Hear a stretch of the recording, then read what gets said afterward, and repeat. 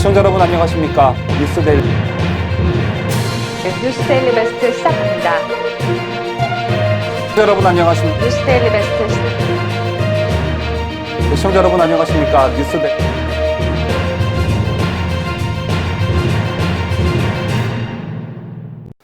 시청자 여러분 안녕하십니까? 뉴스데일리 베스트 민앵커입니다. 존 볼턴 전 백악관 국가안보보좌관의 회고록에 대한 파장이 일파만파로 번지고 있습니다.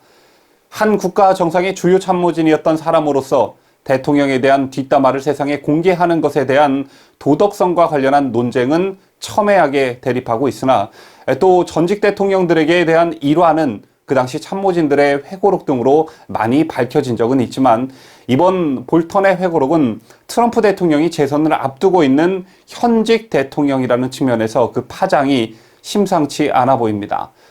여기에 더해 볼턴의 회고록에는 트럼프 대통령이 그간 외교적으로 만났던 세계 각국의 정상들이 등장하는데 그 정상들도 현재 현직들입니다.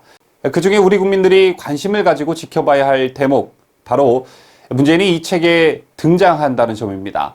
이 책이 다분히 폭로 성격의 책인 만큼 문재인과 관련한 부분도 우리 국민들이 들으면 화들짝 놀랄만한 그런 내용들이 포함되어 있는데요. 지금부터 이 책에 담겨있는 여러분께서 깜짝 놀랄 만한 내용들을 하나하나씩 짚어보도록 하겠습니다. 우선 미북 회담과 관련해 미북 회담이 추진되게 된 계기, 그리고 그 과정들이 밝혀졌습니다. 자, 우선 결론부터 말씀드리자면요. 이 미북 회담 쇼의 각본과 시나리오의 작성자는 문재인 정권, 그 중에서도 정의용 국가안보실장이었습니다. 볼턴의 회고록에 따르면 미북 정상회담과 한반도 종전선언 취재는 한국의 아이디어였다고 합니다. 2008년 6월 싱가포르 미북 정상회담은 정의용 청와대 국가안보실장이 그해 3월 백악관을 방문해 트럼프 대통령을 만난 자리에서 성사됐습니다. 볼턴은 정 실장은 트럼프를 만나고 싶다는 일종의 김정은의 초대를 전했고 트럼프 대통령은 그 순간 충동적으로 받아들였다고 회고했습니다. 볼턴은 그러나 나중에 정 실장은 트럼프를 만나 그런 초대를 하겠다고 먼저 김정은에게 제안한 사람은 자신이었다고 시인했다고 적었습니다. 우리 국민이 알고 있기로는 정의용 실장이 2018년 3월 평양에 다녀온 직후 미국에 가서 김정은이 트럼프 대통령을 되도록 빨리 만나고 싶다고 했다고 이 제안을 트럼프가 받아들여 그해 6월 싱가포르 미북 정상회담이 성사된 것으로 알고 있었습니다. 그런데 볼턴의 폭로에 따르면 정의용 실장이 먼저 김정은에게 미북 정상회담을 제안했던 것입니다. 이 때문에 볼턴은 회고록에서 미북 외교는 한국의 창조물 이었다라고 표현하고 있었습니다. 여러분 선명히 기억하고 계실 겁니다. 2018년 3월 정의용 청와대 국가안보실장 등 대통령 특사단이 북한에 가서 합의했던 성과 중 하나로 이른바 남북정상 한라인을 꼽았습니다. 그해 4월 20일 송인배 당시 청와대 부속실장과 북측이 이름을 밝히지 않은 국무위원회 관계자가 직통전화 시험 연결을 했을 때 청와대는 분단 70년 역사에 의미 있는 사건이라고 의미를 부여했습니다. 그 후 정부는 2018년 4월 27일 남북정상회담 전후로 문재인과 김정은이 통화할 것이라고 했지만 실제로는 단 한 번도 통화가 이루어지지는 않았고 결국 북한은 지난 9일 이 청와대 한라인을 포함한 남북 간 모든 통신 연락 채널을 차단 폐기한다고 밝혔습니다. 그런데 볼턴은 이 한라인 전화가 있는 곳에 김정은이 간 적도 없다라고 말했습니다. 즉 김정은이 한라인 전화기 근처에도 가지 않았다는 건데요. 이걸 볼턴이 어떻게 알았느냐? 문재인이 직접 말했다는 것입니다. 문재인이 작년 6월 말 남북미 판문점 회동 전에 트럼프에게 그것은 조선노동당 본부에 있고 김정은은 전혀 거기에 간 적이 없다고 했다는 것입니다. 문제는 또 그 전화는 주말에는 작동하지 않는다고도 덧붙였다고 하는데요. 이 말인즉슨 우리 측 한라인 전화기는 청와대 여민관 집무실 책상 위에 신주단지 모시듯 하면서 북한 김정은은 그 전화기를 거들떠 보지도 않았던 것입니다. 그리고 문제는 그런 사실을 알고 있었으면서도 국민들에게는 그 사실을 숨긴 채 그저 치적 홍보에만 혈안이 돼 있던 것이었습니다. 이 같은 문재인의 낄 때 안 낄 때 다 끼려고 하는 온고집은 여기서 그치지 않았습니다. 볼턴은 문재인이 5월 22일 백악관 한미 정상회담에서 남북미 3자 회담을 위해 싱가포르에 동참하길 원했고 심지어 6월 11일 회담 전날까지 오고 싶어 했다고 소개했는데요. 볼턴은 문 대통령이 2019년 6월 말 트럼프 김정은 판문점 회동 때처럼 사진 행사에 끼어들길 원했다고도 했습니다. 그런데 이런 구상을 무산시킨 것은 다름 아닌 북한이었다고 하는데요. 김영철 노동당 부위원장이 6월 1일 백악관을 방문해 이건 북미 회담이라며 남한은 필요 없다라고 잘라 말했다는 것입니다. 이 대목에서는 문재인이 표방한 이른바 한반도 운전자론이라는 게 얼마나 허구적이었나를 다시 한번 실감하게 되는 듯합니다. 한국에 정의용 안보실장이 있었다면 미국에는 존 볼턴 백악관 국가안보보좌관이 있었고 일본에는 야치 쇼타로 일본 국가안보국장이 있었습니다. 존 볼턴의 책에 따르면 야치 전 국장은 한반도의 주요 순간마다 미국과 긴밀하게 소통했던 것으로 보여지는데요. 2018년 5월 4일 당시 일본 국가안전보장국장이었던 야치는 볼턴을 만나 4.27 남북정상회담에 대해 논의하면서 회담 개최로 인해 서울에서 뿜어져 나오는 행복감에 맞서야 한다며 북한의 전통적인 행동 대 행동 접근에 속아서는 안 된다라고 말한 것으로 전해집니다. 즉 북한에 대한 경계를 늦춰서는 안 된다고 경고한 것인데 볼턴도 트럼프 대통령이 북한과의 회담을 단순히 언론에 자신을 홍보하기 위한 제스처로 생각하고 어떠한 국제적 결과에 대해 생각하지 않은 모습을 보이자 우리가 과도하게 양보할까봐 일본이 불안해한다는 것을 알고 있었기 때문에 야치와 빨리 대화하고 싶었다고 적었습니다. 즉 미북 정상회담을 앞두고 볼턴은 자주 야치와 상의했던 것으로 보여집니다. 또한 볼턴 전 국장이 북한 문제와 관련해 한국보다 일본의 관점에 더 귀를 기울였다는 대목도 있는데요. 야치는 미북 정상회담을 앞두고 볼턴에게 북한의 핵보유 결심은 확정적이고 우리는 평화로운 해결을 위한 마지막 기회에 도달하고 있다고 말했고 이에 볼턴은 야치의 생각은 한국과 180도 달랐다면서 일본의 생각은 내 생각과 같았다라고 언급하기도 했습니다. 볼턴은 미북 합의 이후 북한의 비핵화 작업이 늦어지는 이유에 대해서는 북한은 아마도 무기와 미사일 생산시설 보안이 철저한 새로운 곳으로 옮기고 있었을 것이다. 그것이 그들이 수십 년간 해왔던 것이다 라면서 이 같은 생각은 야치와 내가 통화를 하면서 여러 번 공유했던 일본의 관점이라고 했습니다.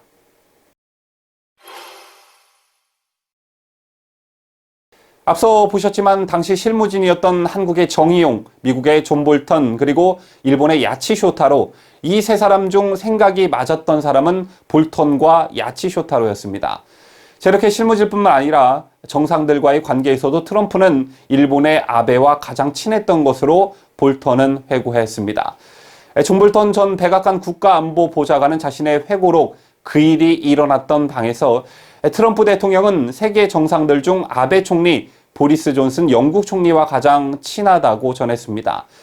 회고록에 따르면 트럼프 대통령은 아베 총리와 가장 가까워 전화도 제일 자주 하고 함께 골프 치는 것도 좋아했다며 실제 두 사람은 자주 골프 회동을 하며 친밀감을 과시했다고 했는데요. 아베 총리 역시 지난 1월 트럼프 대통령과 벌써 4번 골프를 쳤고 이는 미일 동맹이 깊어진 증거라고 말한 바 있습니다.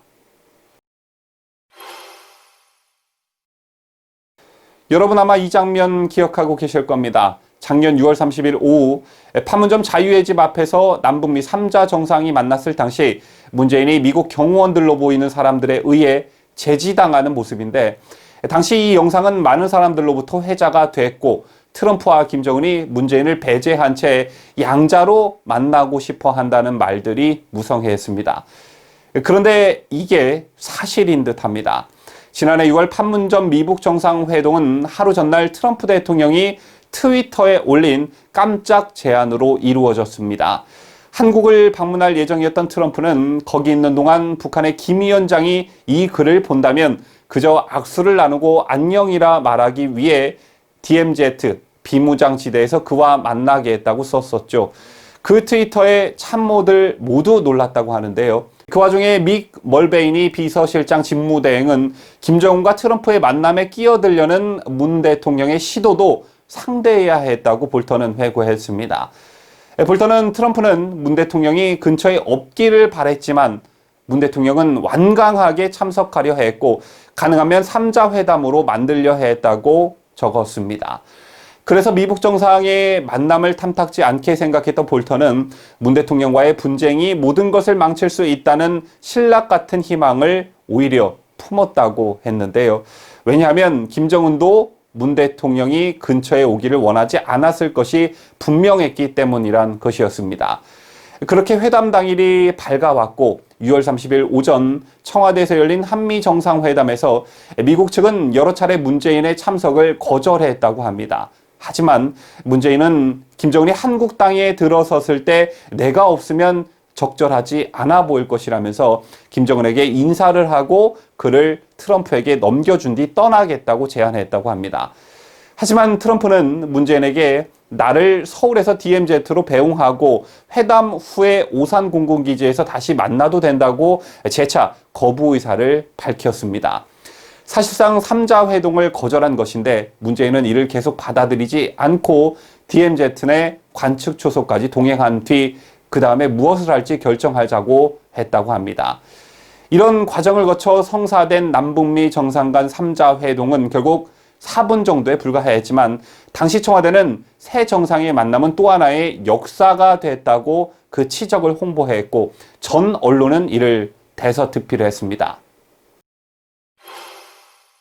북한 김영철 노동당 부위원장이 지난 2018년 5월 말 싱가포르 미북 정상회담 직전 북한 김정은의 친서를 트럼프 대통령에게 전달하기 위해 백악관을 방문했을 당시 너무 긴장한 나머지 김정은의 친서를 차에 내려놓고 내리는 실수를 했던 것으로 알려졌습니다. 위대한 수령님의 친서를 감히 차에 놓고 내리는 고사총을 맞을 실수를 김영철이 범했다는 것인데요. 볼턴 전 보좌관의 회고록에 따르면 백악관을 방문했을 때 김영철이 너무 긴장한 나머지 이 같은 실수를 저질렀다고 했습니다. 당시 존 켈리 비서실장의 마중을 받아 백악관으로 들어간 김영철은 트럼프에게 전달할 친서를 차에 놓고 온 것을 나중에서야 알아차렸다고 합니다. 이 때문에 당시 김영철의 통역원은 편지를 가져오기 위해 급히 뛰어나가야 했고 볼턴은 김영철이 편지를 잃어버렸다고 위대한 후계자에게 어떻게 설명할지를 고민하는 모습을 상상할 수 있겠나라고 썼습니다. 도널드 트럼프 미국 대통령이 작년 2월 베트남 하노이에서 열린 제2차 미북 정상회담이 결렬된 뒤에 김정은에게 비행기로 북한까지 바래다 주겠다고 제안했던 사실도 이 책에서 밝혀졌습니다.